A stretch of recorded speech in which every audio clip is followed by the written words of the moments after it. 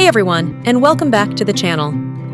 Before we dive into today's literary adventure, if you enjoy exploring classic stories and thought-provoking themes, make sure to hit that like button, leave a comment with your thoughts, and subscribe for more deep dives into the world of literature. We truly appreciate your support. Today, we're embarking on a journey into a novel that has haunted and fascinated readers for over 2 centuries, Mary Shelley's Frankenstein. More than just a spooky monster story, Frankenstein is a profound exploration of ambition, responsibility, isolation, and what it truly means to be human. So, grab your favorite beverage, settle in, and let's unravel the chilling tale of Victor Frankenstein and his ill-fated creation. Section 1. The genesis of a monster, more than just a scary story. Often reduced to a Halloween costume or a simple tale of a mad scientist, Frankenstein is a far more nuanced and complex work. Published in 1818, it emerged from a fascinating context. Imagine a group of brilliant minds, including Mary Shelley, her husband Percy Bysshe Shelley, and Lord Byron, gathered on a stormy evening in Switzerland. To pass the time, they challenged each other to write ghost stories. And from this friendly competition sprung one of the most enduring and influential novels in the English language.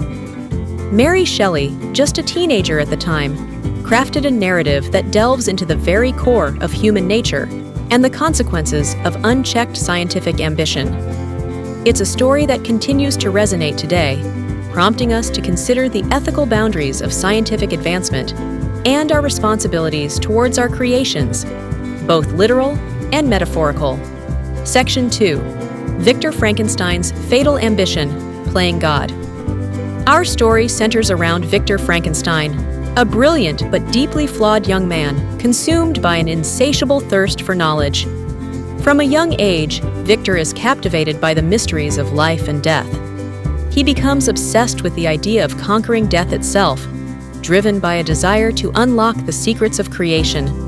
Think of it like a modern-day tech entrepreneur pushing the limits of innovation, but with far more profound and potentially catastrophic consequences. Victor isolates himself for years, dedicating himself entirely to his ambitious project. He delves into the study of anatomy and chemistry, driven by a singular, all-consuming goal: to bestow animation upon lifeless matter. Shelley vividly describes the gruesome details of his experiments, highlighting the unnatural and morally questionable nature of his endeavor. This intense focus and isolation should already ring alarm bells for us as readers. When someone cuts themselves off from the world in pursuit of a single goal, it rarely ends well. Section 3. The Creature's Awakening, a grotesque reality. Finally, Victor succeeds. In a moment of both triumph and terror, his creation comes to life. But the reality is far from the glorious vision he had imagined.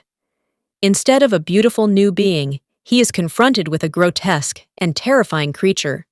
Shelley's description emphasizes the creature's unnatural features: watery eyes, yellow skin stretched tight over bones, and a general air of the macabre. Victor, overwhelmed by horror and disgust at his own creation, immediately abandons it. He cannot bear to look upon the being he has brought into the world. This initial rejection is the first crucial turning point in the story. Imagine being brought into existence by someone who instantly recoils from you in fear and revulsion. This sets the stage for the creature's tragic journey and fuels the resentment that will ultimately lead to devastation. Section 4. Isolation and Learning. The Creature's Education in Humanity. Left to fend for itself, the creature experiences profound isolation and loneliness. Rejected by his creator and feared by everyone he encounters due to his appearance, he is forced to learn about the world on his own. This part of the story is incredibly poignant. The creature, despite his monstrous appearance, possesses a keen intellect and a deep capacity for emotion. He finds refuge near a humble family, the de Lacys, and secretly observes them. Through them, he learns about language, human relationships, love, kindness, and the complexities of society. He begins to understand the beauty of nature, the power of literature, and the intricacies of human emotions. This period highlights the inherent goodness within the creature, a stark contrast to the fear and prejudice he faces. It makes us question, is he truly a monster by nature, or is he made monstrous by the way he is treated? Section 5. The desire for connection, a plea for understanding. As the creature gains knowledge and self-awareness, his longing for connection and acceptance grows stronger. He eventually reveals himself to the de Lacys, hoping for understanding and perhaps even friendship. However, his appearance immediately triggers fear and rejection, shattering his hopes and reinforcing his feelings of isolation. This rejection is a pivotal moment. It solidifies the creature's understanding that his physical form will always be a barrier to human connection. Driven by despair and a burning desire for companionship, he seeks out his creator, Victor Frankenstein.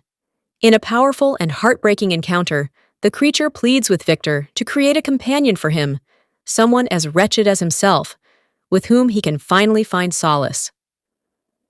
The refusal and the descent into revenge, a cycle of destruction. Victor initially agrees, feeling a sense of responsibility towards his creation. However, as he begins the process of creating a female companion, his fear and moral qualms resurface. He imagines the potential for this new creature to be even more destructive, to reproduce and unleash a race of monsters upon the world. Ultimately, he destroys his unfinished creation, enraging the already tormented creature. This act of betrayal seals the creature's fate and sets in motion a devastating cycle of revenge. He vows to make Victor's life as miserable as his own, and he begins to systematically destroy everything Victor holds dear, starting with his closest friends and family. It's a tragic escalation, showing how Victor's initial act of abandonment and his subsequent broken promise lead to unimaginable suffering for everyone involved. Think of it like a feud that spirals out of control, each act of retaliation fueling the next. Themes and interpretations, more than meets the eye. Frankenstein is rich with complex themes that continue to provoke discussion and analysis. One of the most prominent is the theme of unchecked ambition. Victor's relentless pursuit of scientific glory, without considering the potential consequences, ultimately leads to his downfall and the suffering of many others. It serves as a cautionary tale about the dangers of playing God and the importance of ethical considerations in scientific endeavors. Another key theme is responsibility. Victor creates life, but refuses to take responsibility for his creation. He abandons it, leaving it to navigate a hostile world alone. This highlights the moral obligation of creators towards their creations, whether they are scientific, artistic, or even parental. Isolation and prejudice are also central to the narrative. The creature's monstrous appearance leads to immediate rejection and fear from everyone he encounters. This explores the societal tendency to judge based on appearances and the devastating impact of prejudice on individuals who are deemed different. The creature's isolation fuels his anger and despair, ultimately contributing to his destructive actions. Finally, the novel delves into the very nature of humanity. Who is the real monster? Is it the creature who, despite his appearance, initially displays kindness and a desire for connection? Or is it Victor, who is driven by selfish ambition and abandons his creation out of fear and disgust? Shelley challenges us to consider what truly defines humanity and whether outward appearance dictates inner character. The novel concludes with a tragic pursuit across the Arctic wastes. Victor, consumed by his desire for revenge, chases after the creature, who is equally determined to make Victor suffer. Both are ultimately consumed by their hatred and obsession. Victor dies, weakened by his relentless pursuit, and the creature, upon finding his creator's lifeless body, expresses remorse for the destruction he has caused. The ending leaves us with a sense of profound loss and lingering questions. Was any of this truly necessary?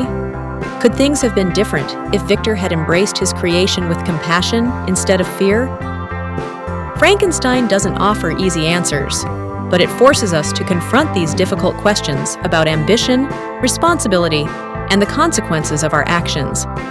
And there you have it, a deep dive into the complex and enduring world of Mary Shelley's Frankenstein. This novel continues to captivate readers because it explores timeless themes that are still relevant today.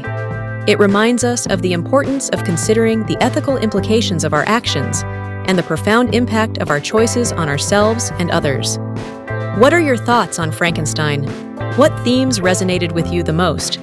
Let us know in the comments below. We'd love to hear your interpretations. And if you enjoyed this exploration of a literary classic, please give this video a like, leave a comment, and don't forget to subscribe for more insightful content.